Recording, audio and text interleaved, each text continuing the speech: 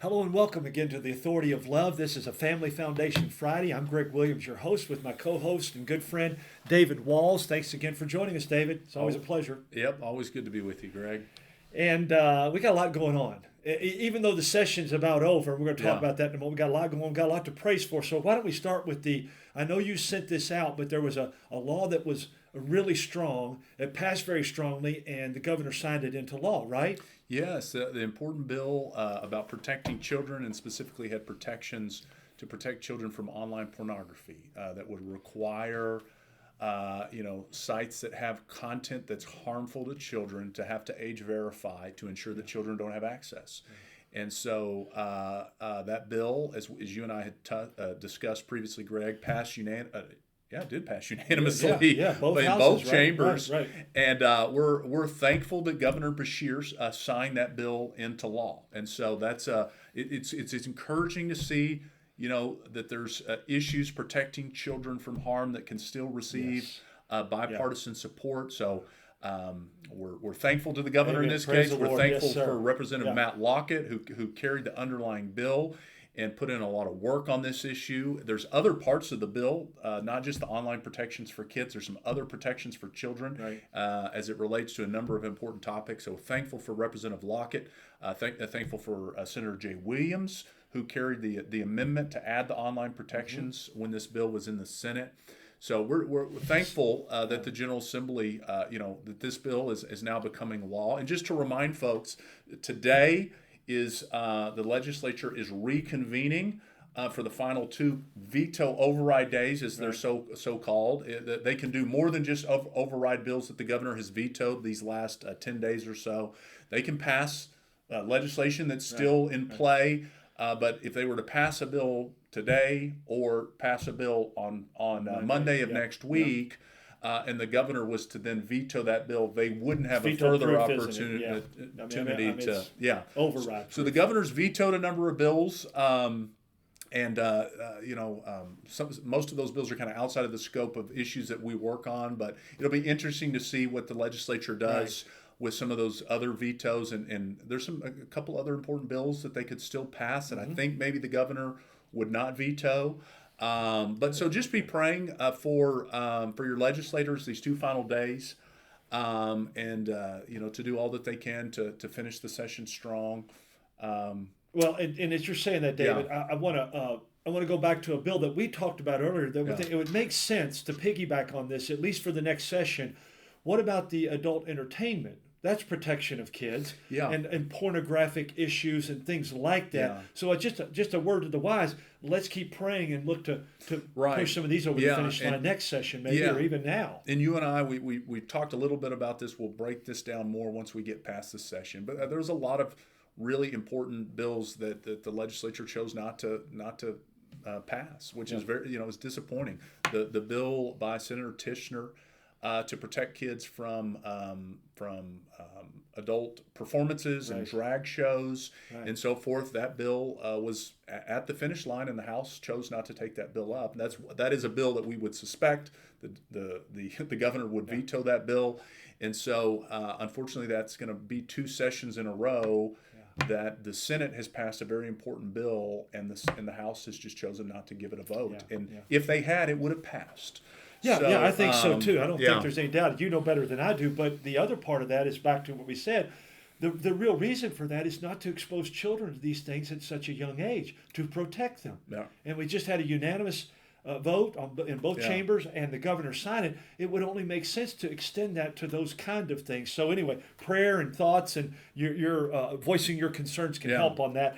In line with that, David, we've done this several times. There are a couple of other states that have taken some strong action with regard to life and abortion. Could you share with our listeners what that is? Yeah, folks, if you've been following what's been happening, particularly on the life issue, a lot of conversation about the issue of life and abortion this last week, Greg. There's been a couple of big pro-life legal victories in Florida.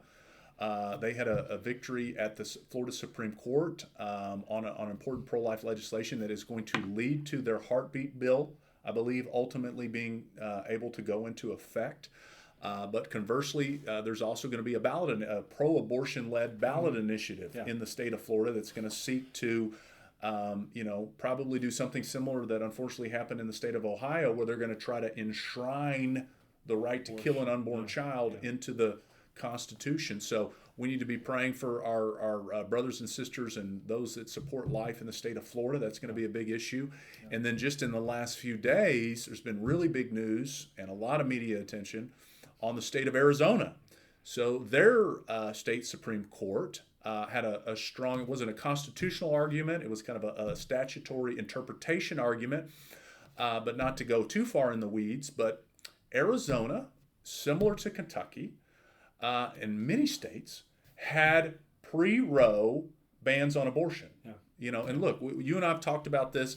The reality is most states banned abortion prior to 73. To 73. That's right. You go back to the common law. There's always been a right to life essentially recognized in the law, and a recognition that abortion is taking of another life. And most of that came from a biblical worldview that people stood on. Right. That's part of the issue. So So what happened in Arizona is this law that I believe was passed back in 1864, but was in effect until January of 1973. It was in effect until January of 1973, until Roe.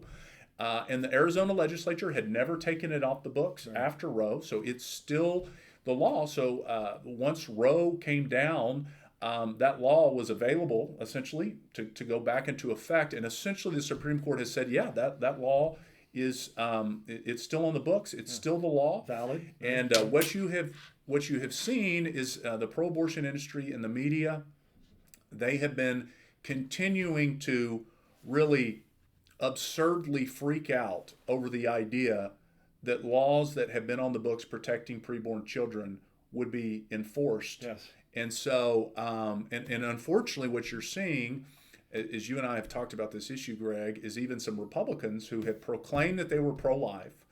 Now that the attention, the heat, the intensity on this issue has continued to be turned up, you're seeing some revealing things happen about where people really stand on the issue of protecting life. But at the end of the day, this was a strong pro-life decision that we're thankful for in Arizona. But now their legislature, and they have a very slim Republican pro-life majority. There's already efforts, I'm seeing reported that, to remove that law. We'll have to see how things go. But the reality is we're in a new era of protecting preborn life.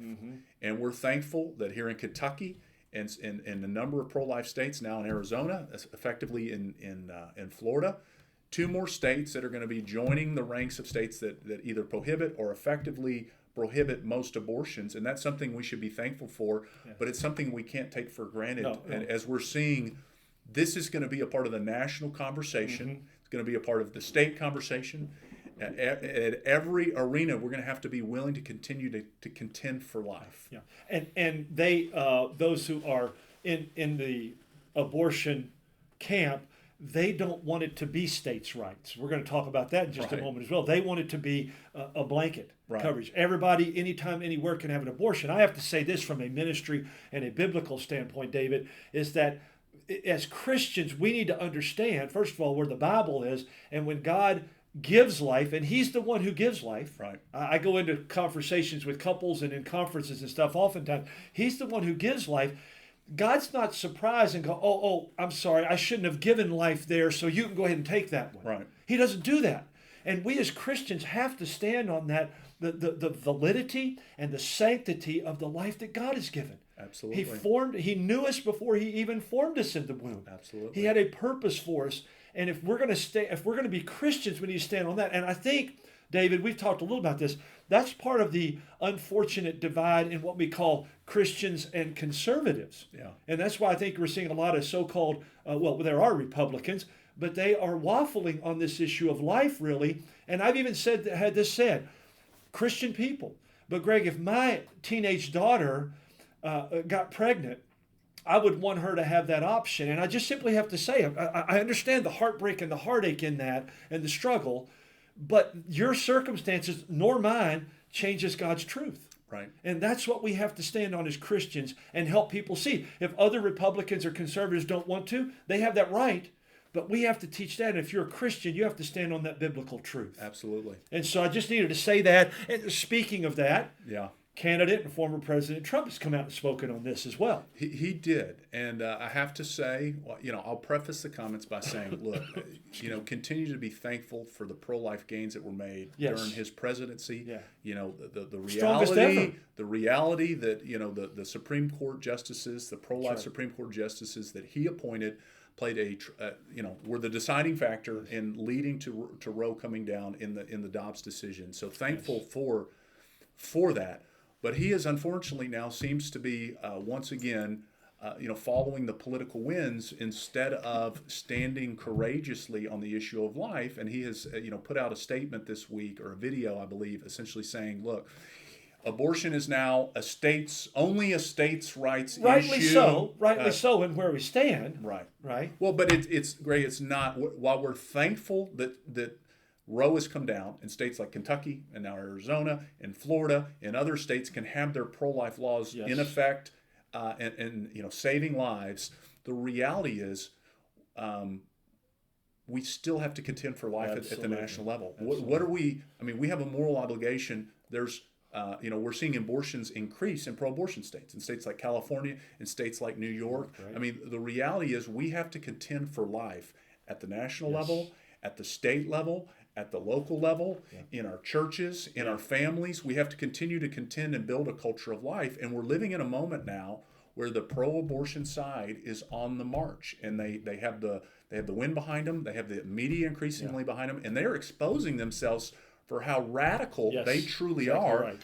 They are the ones pushing a radical agenda that says we demand the ability for any preborn child to be killed for any reason in the womb at any point in pregnancy, and they want to have taxpayers funding it.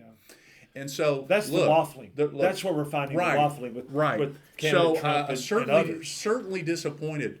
We need a leader at the national level that continues to recognize that we're going to have to push at the national level to contend for life, and ultimately, we've got to get to a point where we recognize that preborn lives in the womb deserve equal protection.